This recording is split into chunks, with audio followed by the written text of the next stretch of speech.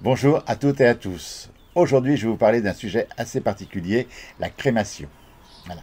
Parce que j'ai lu un article sur une page Facebook et sur un forum d'une personne qui disait que l'âme restait bloquée en cas de crémation, alors que c'est entièrement faux. L'âme, elle s'élève comme tout, mais à son propre rythme, et c'est au cas par cas, mais elle ne reste pas bloquée. Imaginez une maman qui lit cet article, qui a crématisé son fils, comment elle peut gérer la contrariété, en sachant que son fils va rester bloqué parce elle a pris cette décision. Pour la veuve également, et pour les frères et sœurs qui assistent à ce genre d'opération, c'est impossible. Lors de la cérémonie de la crémation, il n'y a pas de délai. L'âme, elle va sortir du corps au moment de la mort. Voilà. Alors, l'Église catholique a imposé 3 jours après le décès pour enterrer le corps ou passer au crématorium. Ce qui est entièrement faux. L'âme, elle se dégage. À notre époque, si vous mourrez le lundi et que le jeudi, c'est le 14 juillet, on va soit accélérer la crémation ou alors la retarder. Mais l'âme, en aucun cas, elle va rester bloquée. Elle part tout de suite, dans un premier plan, avant de partir dans les autres plans. Voilà. Ça, c'est important à comprendre. Maintenant, c'est une technique, la crémation, c'est de rendre le corps en cendres. Et à la sortie de la cérémonie, on vous remet les cendres. Et c'est là que ça intervient, que c'est très délicat. Qu'est-ce qu'on fait des cendres? Voilà. Alors, ça fait 40 ans que je suis dans le domaine du deuil, de l'aide au deuil, et j'ai rencontré beaucoup de mamans qui me disaient « Qu'est-ce que je fais des cendres de mon fils ?» Alors, il y a ceux qui gèrent très bien la situation, comme une personne que je connais très bien. Son fils faisait de la planche à voile, vers Biarritz, et quand elle est passée à la crémation de son fils, elle a été dispersée des cendres à la mer. Pour elle, ce n'était pas un abandon. Mais d'autres m'ont dit, je ne peux pas le mettre au jardin des souvenirs parce que mon fils ou mon mari ou mon frère ne sera jamais un souvenir. Donc c'est pas dans notre culture, ce genre de choses. Voilà. Et puis aussi le terme qui est très important, j'entends souvent, je l'ai fait incinérer. Non, on n'incinère pas un corps, on le crématise. L'incinération, ce sont pour les poubelles. Voilà. Donc le terme est important. Alors moi aussi, j'ai fait souvent l'erreur, mais je suis passé par là dernièrement, et c'est comme ça que j'ai appris. Alors pour revenir à cet article, non. Faites attention à tout ce que vous lisez, parce que ça peut bloquer une vie, contrarier une vie totalement. Aux Indes, chez les bouddhistes, on crématise les corps sans problème. Voilà.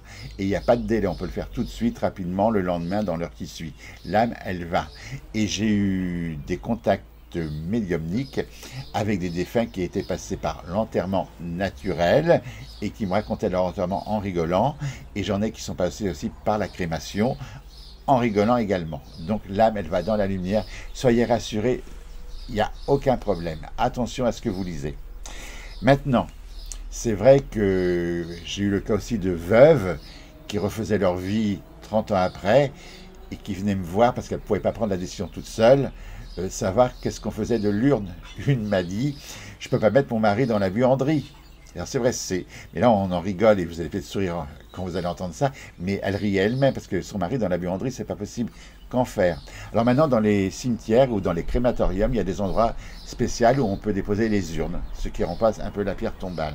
Mais c'est pas encore dans notre culture. Donc avant de choisir cette décision, bien en parler ensemble, hein, avec la famille et tout, de façon à ce que ça se passe le mieux possible. La peur aussi, la peur de la crémation, ça entretient toujours le business, hein, voilà.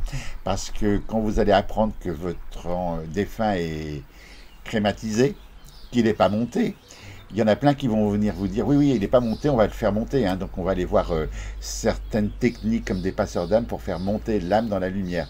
Ça fait partie du business, là. Donc rassurez-vous, en tant que médium, et moi et mes autres collègues qui sont des véritables médiums, l'âme, elle monte à son propre rythme dans la lumière. Il n'y a pas besoin d'un être extérieur pour le faire monter. Et les passeurs d'âme ne sont pas Dieu, n'ont pas de pouvoir. Voilà. Quand je dis ça, je vais me faire des amis certainement, hein, mais c'est pas grave, c'est la vérité. Voilà. Alors pour cette chaîne, elle est toute neuve, hein, toute nouvelle, toute fraîche. Il y aura beaucoup d'erreurs, mais il va y avoir beaucoup d'améliorations, ne vous inquiétez pas. Vous aurez des reportages, vous ne verrez pas que moi, je vais faire des interviews un peu de mes collègues ou d'autres personnes dans le domaine. Je vais faire des reportages sur des lieux qu'on ne connaît pas, comme la Fresno en Ardèche, une basilique a été construite avec la guérison pour les gens qui ont des problèmes oculaires. Et n'hésitez pas à vous abonner. Et paraît-il de cliquer sur la cloche à côté, en haut, pour que vous soyez prévenus quand vous avez envie de me voir que je fais une vidéo. Maintenant, on peut se désabonner aussi parce que je ne suis pas Claude Lelouch et tout ça. Hein. Donc chacun fait comme il veut, mais ça me tenait à cœur de faire cette web TV. Voilà ce que je voulais vous dire pour vous rassurer sur cette technique de crémation. Voilà. Je vous souhaite un bel été et à très bientôt pour un nouvel entretien. Merci à vous tous.